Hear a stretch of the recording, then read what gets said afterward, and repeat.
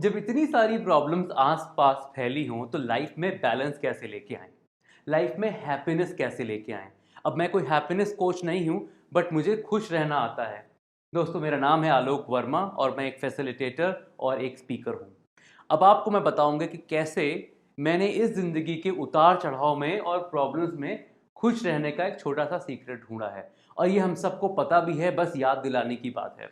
तो हमारे लाइफ में जब चारों तरफ प्रॉब्लम्स फैली हैं और आई थिंक पिछले 2 साल से हम लोग प्रॉब्लम्स को बहुत अलग-अलग तरीके से देख रहे हैं। किसी के लिए हेल्थ थी प्रॉब्लम, किसी के लिए वेल्थ था प्रॉब्लम, पर चैलेंजेस तो सबको ही मिले।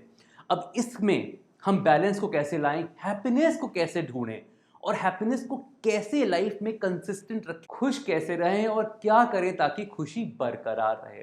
तो दोस्तों, इसका सबसे बड़ा फंडामेंटल है कि आपने अपनी खुशी को किस लेवल पे रखा है। आपके खुशी का क्राइटेरिया क्या है, स्टैंडर्ड क्या है, लेवल क्या है, आपकी खुशी ट्रिगर कैसे होती है।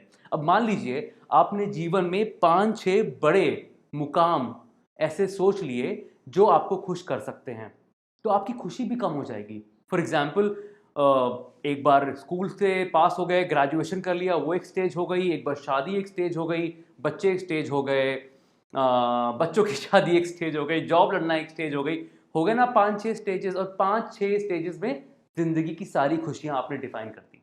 मतलब अगर ये 5-6 चीज़ें नहीं हो रही हैं या आगे पीछे हो रही हैं, तो कहीं न कहीं आप रिग्रेट मोड में हैं, कहीं न कहीं आप खुशी ढूँढ रहे हैं और आपको समझ में नहीं आ रहा कि प्रॉब्लम क्या है। तो अगर इतने बड़े माइलस्टोन्स बनाएँगे, देखिए माइलस्टोन्स बनाना गलत बात नहीं है, हम सब गोल सेटिंग की बात करते हैं, हम सब लक्ष्य रखने की बात करते हैं, उसे पूरा करने की बात करते हैं, बहुत अच्छी बात है। वो दृष्टिकोण होना चाहिए, वो रास्ता होना चाहिए, वो मंज़िल होनी चाहिए, सब अपनी जगह ठीक है। बट यार, सिर्फ़ वहीं जाके खुश हो गए क्या? जो जर्नी है, जो रास्ता रास्ता है, उसमें खुश नहीं रह सकते। वहाँ कैसे खुश रहें, वहाँ पे कैसे अपनी हैप्पीनेस ढूँढें, ये सबसे बड़ा सीक्रेट है। तो अगर स्टैंडर्ड बहुत हाई कर दिए, तो खुशी कम हो जाएगी, मौके कम हो जाएँगे जब आपको हैप्पीनेस फ़ील होगी। पर अगर आपने उसको छोटा कर दिया, आपने उसको लिटिल बाइट्स में डिवाइड कर दिया, बोला कि ये लिटिल मोमेंट्स, छोटे-छोटे मोमेंट्स मुझे हैप्पीनेस दे सकते हैं, तो गेम वहीं बदल जाता है।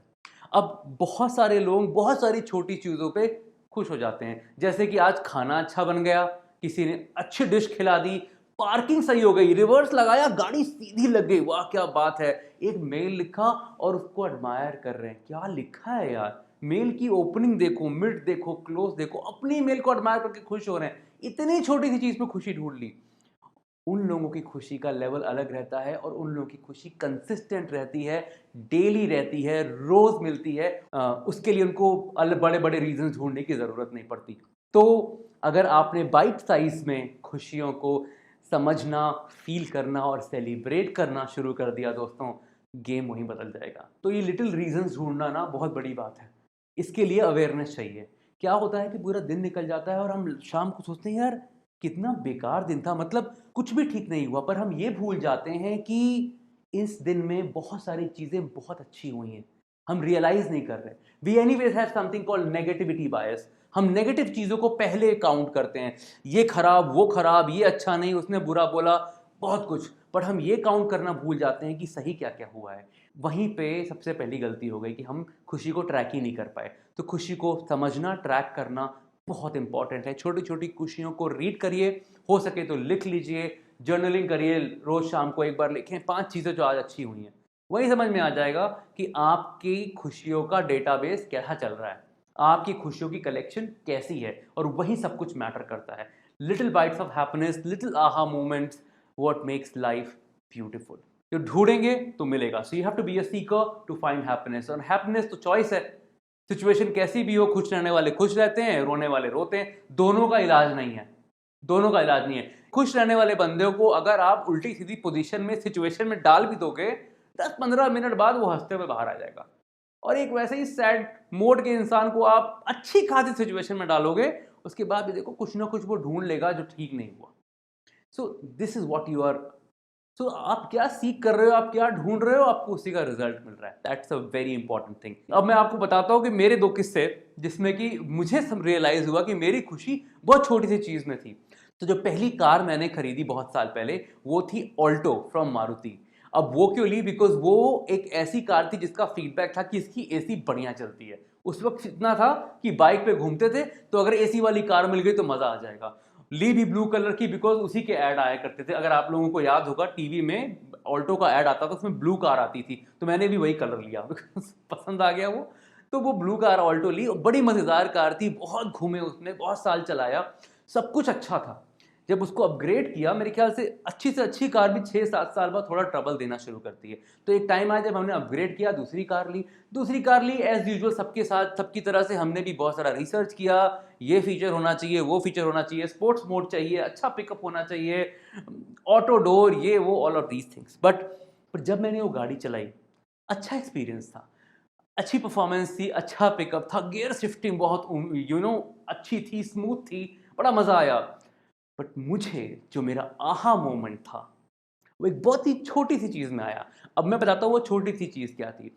मेरे ऑल्टो के अंदर मैनुअल मिरर्स थे, मतलब मिरर्स को आपको व्हील घुमा के नीचे ऊपर करना पड़ता था।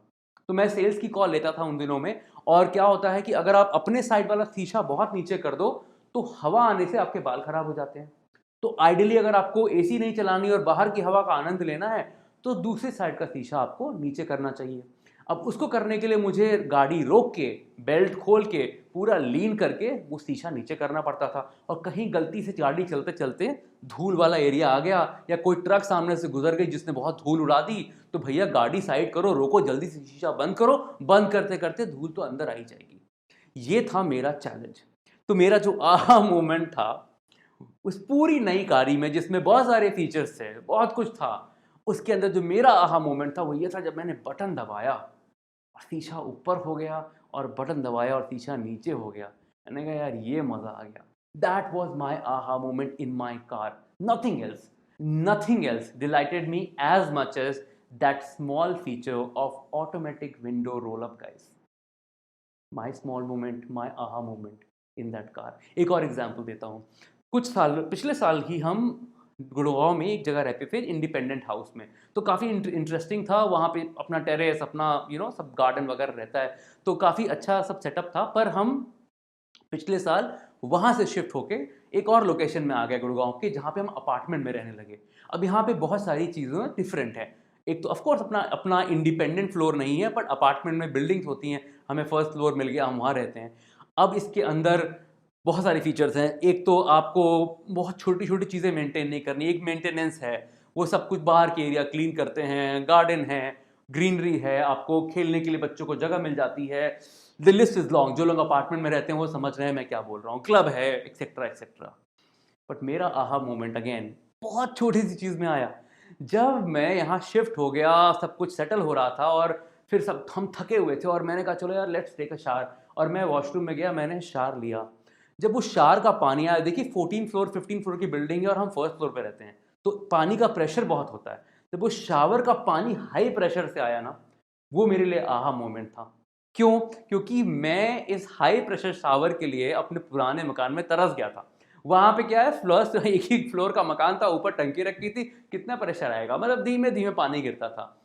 कभी रियलाइज नहीं किया कि वो मेरी प्रॉब्लम थी, पर जब ये हाई प्रेशर शावर यहाँ पे मिला, मजा आ गया, मतलब सारे पैसे वसूल। So basically guys the thing is, हम कहाँ ढूंढ रहे हैं, where are we looking for our happiness? Is it in the big things और इन द स्मॉल थिंग्स? अगर आप छोटी छोटी चीज़ों में खुशियाँ ढूंढना शुरू कर देंगे, खुशियों का कलेक्शन कभी ख़त्म नहीं होगा। Thank you.